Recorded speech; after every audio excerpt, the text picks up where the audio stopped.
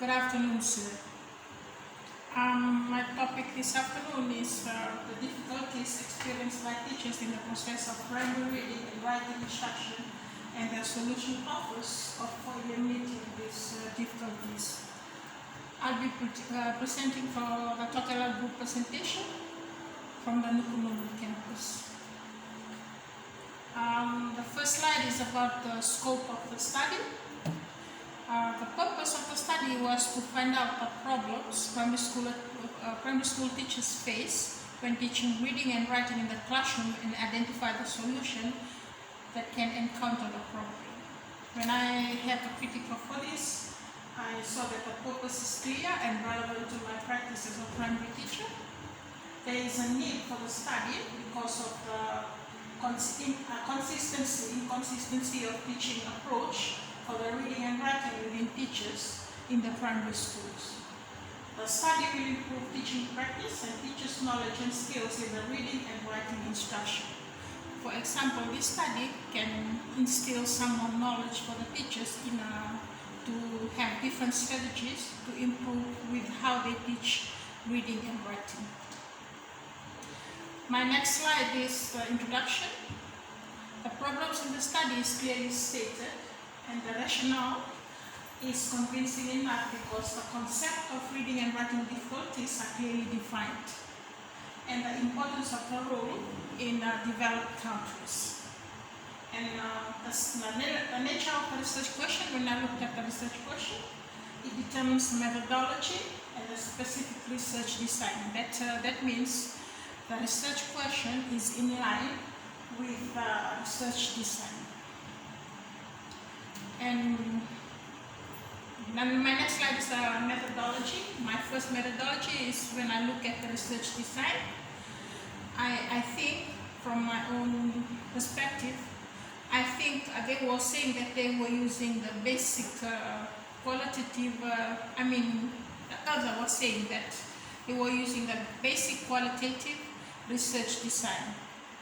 But when I compare those two with the phenomenological research design, I said that they adopted it because in basic, it's how the teachers interpret their experience. But in phenomenological, they were looking at how individuals make meaning-making of their human experience. So it's a real situations inside the classroom. So they were giving it out as a form for interview from whatever they experience, their shared experience, and it's the inner essence of experience. So I would say instead of putting the basic qualitative design, it should be a phenomenological research design. And it is appropriate because the importance of the finding is seen through the primary teacher's experience. The independent variable used was a semi-structured interview. They used semi-structured interview, and the dependent variable was the characteristics of the teachers, and these are adequate to test the research question. The characteristics of the teachers were from the teaching experience and the genders, and how many times they teach year one. And the relationship between these variables is clear because the teacher's experience was truly analyzed. The second methodology I looked at was the participant. There was altogether 51 teachers that were selected by criterion sampling. And the sample was large enough for the study, but the participants were not selected randomly because most of the teachers were female. There were more females that were participating in the interview rather than male, and only the teachers were not only taught in grade 1 were selected. I think there should be a random selection of these teachers from each of the grades in primary school. The characteristic of the study group was clearly described in a tabulated form. Although the participants were not selected randomly between their genders, their characteristics were comparable between their teaching experience because their teaching experience was taken from 11 years to 20 years of experience. And the measure, when I looked at the measure, the trustworthiness of the content analysis that is used to collect is presented by its credibility, dependability, reliability, and validity.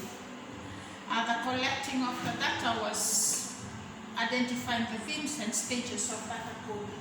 And this technique, that semi-structured, content analysis, is easily interpreted and comprehensible by readers. Means it can be easily read by readers because the data was brought together within the frame of certain concepts and themes. As I said before, the data was collected by identifying themes and stages of data coding. It's based on the teacher's experience noted down in the interview forms. My next slide is the findings. When I look at the findings, the data fulfill the underlying assumption of the difficulty teachers face from different factors being identified. And the statistics were appropriate for the research question, and each statistics were probably tabulated clearly with the variables and factors that contributed to the difficulties the teachers faced. For example, there was the problem in one side, and they were how the teachers were experiencing it, and they were in the interview questions. The strength of the study. The participants were all primary teachers, and that was in line with the study, in line with the topic, with a professional experience from 11 to 20 years. And this gives a clear indication of the overall trustworthiness of the study with the results given for the process of each of their experience. So they were, from that experience, the teachers are experienced enough to make sense of what they have been teaching so far, so they can have what is lacking for reading and writing in the classroom. And the study, the limitation, that the study was limited only to the teachers' opinions and experience. And teachers of the first graders, as I was saying before, they should have studied the teachers in all primary school, because they are all taking all the subject with English and vernacular. So they all taking in their classes reading and writing. And then there were more female participants than male participants. In a classroom, male teach differently from female. So we should have opinions of both the genders, so we can have a balanced outcome of the approach they have in the classroom. In the conclusion, the other did not identify problems control that were not addressed by the analysis. And the others did not mention limitation of the study, but practical implication were discussed in the study. They considered alternative measures to be considered in relation to the findings. For example, one measure that they were considering was like the parental indifference, which means there were parental support. They have to look at that area.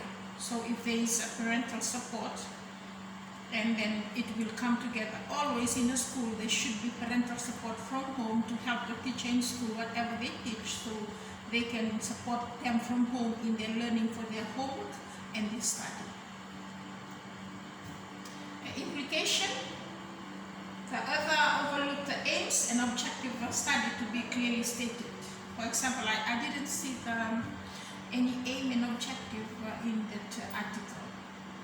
The assumptions that was made that students that start at early age is not ready for reading and writing, and I think all children have different capabilities and potential to cope with at early school age, at early age. From my own experience, I was teaching year 1 and 2 back in Fiji, and then I've seen some of the parents came and asked if their children can come up to year 1. They are 5 years old, and some of them are copes better than the 6-year-old. It's just, that's what I said, it's just according to their capabilities and potential. If the students can cope, and so they can cope in the classroom, so they can do better in the classroom too. And relating to my own context of inquiry, I think there should be a random selection of the participants of the difficulty faced in the classroom for the process of reading and writing. Participants should include students, parents, and stakeholders. Why I said that? Because difficulties in reading and writing is not faced only with the teachers. I was saying because it's related to my topic, because of primary teachers, but we should just grab opinions from the students, what they are facing, and then from the parents, what they are facing with their kids at home, and from the stakeholders, what they are facing with the teachers, so they can get all the problem in, so we can see what the teachers are facing with their students, with their parents, and with the stakeholders. Their perspectives of how the teachers teach in the classroom should be taken into account. And in other words, the effectiveness that will have an impact on how the children will learn how to read and write well. And when I check my reference, the format of the reference listed will consist of APA style, and some of the reference used are more than 5 to 10 years old. And the other part of reference, it was in Turkish language, so I simply don't know what was that title was about. It's in their own language. And so that's all for today. That is my reference for my article, and I hope that my critique will be in line with my presentation. Thank you. And Good afternoon, sir.